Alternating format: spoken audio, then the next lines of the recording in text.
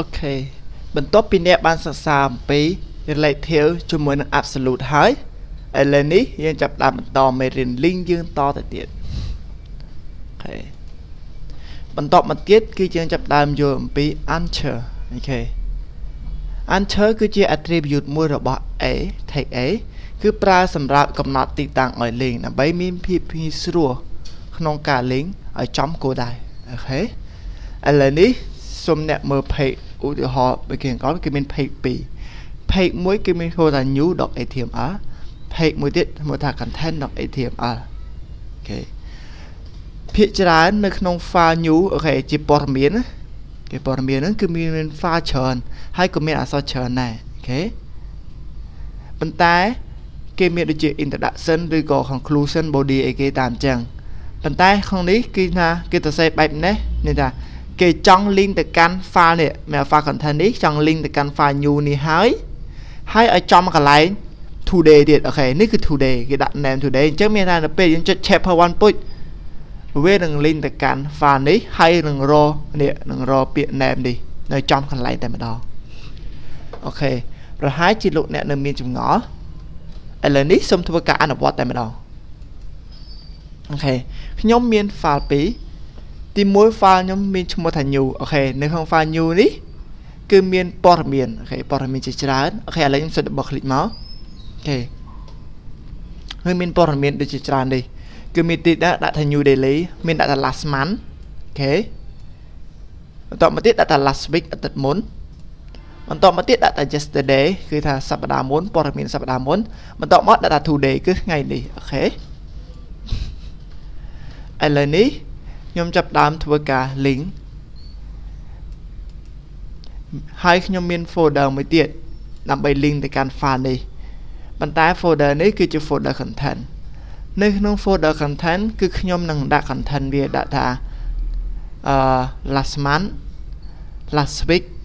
yesterday និង today ហើយខ្ញុំនឹងធ្វើការ link ឲ្យចំគោលដៅតែម្ដងអូខេបើសិនបើយើងធ្វើការ link ធម្មតាគឺវានឹង link មកវាចេញ page លេខចេះយើងត្រូវ scroll ទៅដល់ក្រោមទៀតអូខេបើសិនបើយើងចង់មើល today យើងត្រូវ scroll មកនេះទៀតប៉ុន្តែក្នុងការធ្វើ Achor គឺវាផ្ដល់ភាពងាយស្រួលថានៅពេលដែលយើងចុច link មកគឺវានឹងចំកន្លែង today នេះម្ដងយើងមិនបាច់ចាំ scroll ឡើង scroll ចុះទេបើសិនបើយើងចុចលើ yesterday វានឹងចុចមកឡើង yesterday អូខេឥឡូវនេះខ្ញុំចាប់បានធ្វើតែម្ដងអូខេឥឡូវនេះខ្ញុំសូមធ្វើការ link ជាមួយសិនអូខេទី1ខ្ញុំដាក់ថា content អូខេ h1 ខ្ញុំដាក់ថា content ហេបន្ទាប់មកនេះខ្ញុំសុំបែ h1 វិញអូខេអូខេបន្ទាប់មកនេះខ្ញុំសុំធ្វើការ link href អូខេសំទោស href បន្ទាប់មកទៀតខ្ញុំធ្វើការ link ទៅកាន់ page new អូខេ new.html ដូច្នេះខ្ញុំដាក់ថា new.html ខ្ញុំសុំបិទវិញបន្ទាប់មកទៀតខ្ញុំដាក់ថា last month អូខេ last month ខែមុនអូខេឥឡូវនេះខ្ញុំមិនទាន់ដាក់ Achor ទេណាខ្ញុំសុំគ្រាន់តែដាក់ជាធម្មតាសិនអូខេមិនដាក់ Achor ទេខ្ញុំសុំដាក់ br ទុកអូខេឥឡូវនេះខ្ញុំសុំ copy ទៅដើម្បីមានភាពងាយស្រួលក្នុងការសេអូខេខ្ញុំសុំ copy ខ្ញុំគ្រាន់តែដូរទិន្នន័យខាងក្នុងគឺជាការស្រេចអូខេអូខេខ្ញុំដាក់ថា last week គឺសប្តាហ៍មុនអូខេ last week បន្ទាប់មកទៀតខ្ញុំដាក់ថា yesterday ថ្ងៃម្សិលមិញឬក៏ថ្ងៃមុន yesterday បន្ទាប់មកទៀតខ្ញុំដាក់ថា today អូខេ today អូខេ today អូខេខ្ញុំសូមធ្វើការ save នេះជាការ link ធម្មតាទេមិនទាន់មាន Achor ទេអូខេឥឡូវនេះខ្ញុំសូមចុច folder content សិននៅពេលដែលយើងចុច link វានឹង link ទៅកាន់ file daily អូខេនៅពេលដែលយើងចុចទៅ yesterday ក៏វា link ទៅកាន់នោះដែរប៉ុន្តែប្រសិនបើយើងចង់មើល yesterday យើងត្រូវការ scroll មកមើល yesterday នេះទៀតអូខេហើយខ្ញុំសុំបែកទៅវិញប្រសិនបើយើងចុច today អញ្ចឹងយើងត្រូវការបើកមើល scroll ទៅដល់មើល today វិញដូច្នេះវាមានការយ៉ាប់អូខេក្នុងបញ្ហានេះយើងអាចប្រើ Achor មកជំនួយក្នុងការងាររបស់យើងបានអូខេឥឡូវនេះខ្ញុំសូមបិទវិញដើម្បីបង្កើត Achor បានទី1យើងត្រូវដាក់ឈ្មោះសិនកំណត់ឈ្មោះ ta ti tăng để dân chọn liên tới cứ mình chung mùa vậy ok lần ní nhóm thưa ca cầm nát chung mùa nơi không pay new sân ok lần ní khi chụp lại cầm nát chung mùa nơi cần lại last man cứ nhóm đã bị chung mùa thà ok nhóm đã ấy hai bài tập mất chung mùa for the name cứ nhóm đã bị thầm màn ok cứ mình miền cả liên đấy cứ con đặt đại chung mùa về đây ok nếu chỉ cả đại chung mùa khi xong bắt e với cái chỉ cả sai ok mình tập mấy đã bị thầm màn mình tập một tí khi scroll mà khổ nhưng chụp đam mơ bị last week ok chẳng cái này nếu khi đặt cầm nát chung mùa về đấy hiện đặt thành name vía ok xem tố đặt name viết mình tập vị ok mình tập máu trong xong tôi cả bật e với ok bật ấy mình bật e vào bật e với ok khi xong scroll mà khom tiết ok bật tập một tiết cái này ní yesterday cứ khi đã bị ta ấy đã thành name mà ok bật tập một tiết khi đã là yesterday ok yes ok yesterday ok mình tập máu trong xong bật link với ok bật link với nơi cần lại today ní cứ khi nhóm đã bị là today ok nhóm đại chung với là today ok today ok nhóm xong bật với ok mình tập một tiết nhóm xong thuộc cả cell ok để cho nên mình để thằng cần lại mùi để chia last month last week cái tờ bản đại chung yesterday cái tờ bản đại chung yesterday today từ bạn đại chung mùa ở hai ok lần nàyយើងចាប់ដើម link ម្ដង ok ខ្ញុំចូល folder content open with node page ok ដូច្នេះដើម្បី link ទៅកាន់ file new ហើយជាមួយនៅចំកន្លែង man តែម្ដង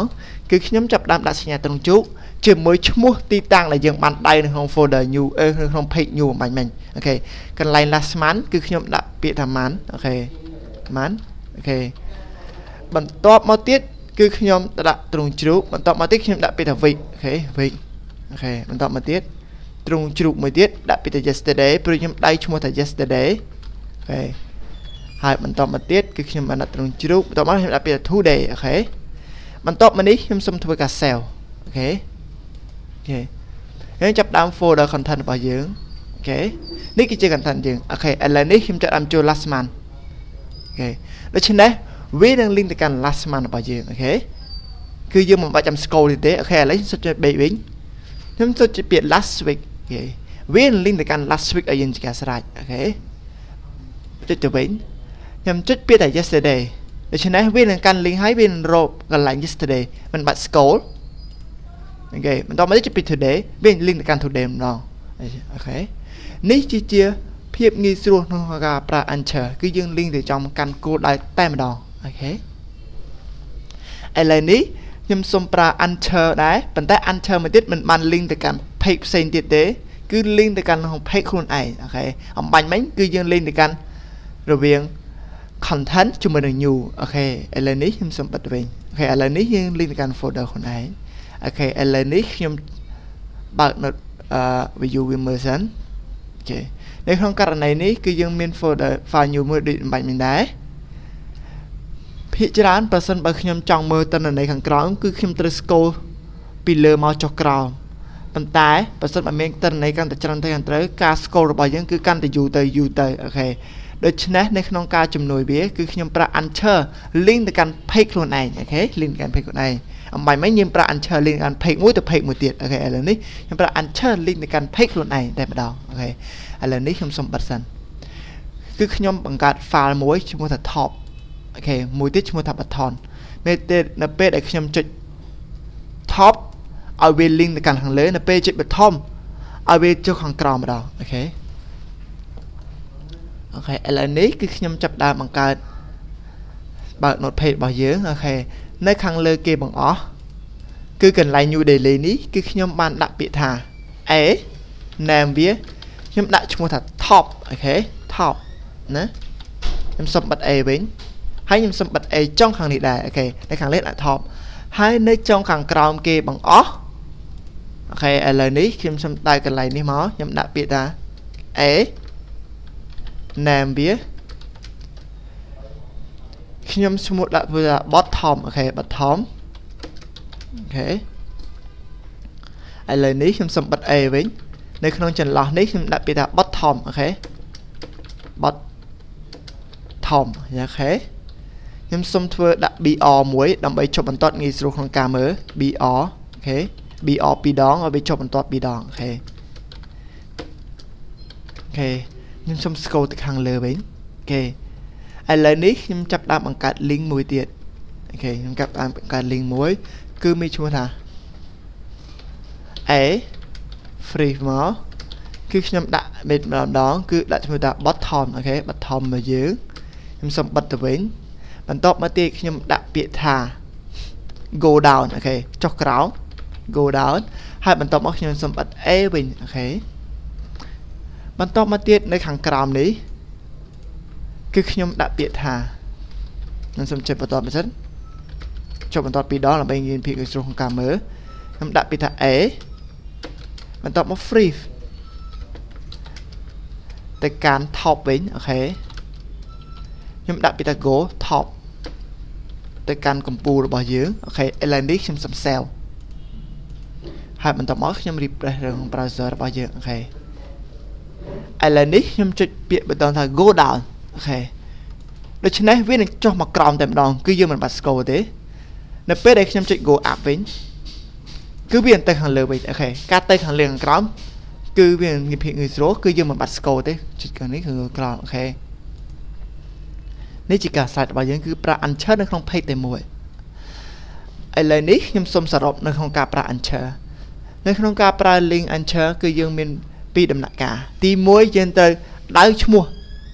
កន្លែងដែលយើងចង់ link ទៅកាន់មុនសិនអូខេបន្ទាប់មកទៀតនៅកន្លែង link គឺយើងដាក់ឈ្មោះ file របស់យើងបន្ទាប់មកទៀតយើងត្រូវដាក់សញ្ញាត្រង់ជ្រូកហើយគឺយើងដាក់ឈ្មោះដែលយើងបានដៅអំបញ្ញមិញអូខេដាក់ឈ្មោះដែលយើងបានដៅអំបញ្ញមិញ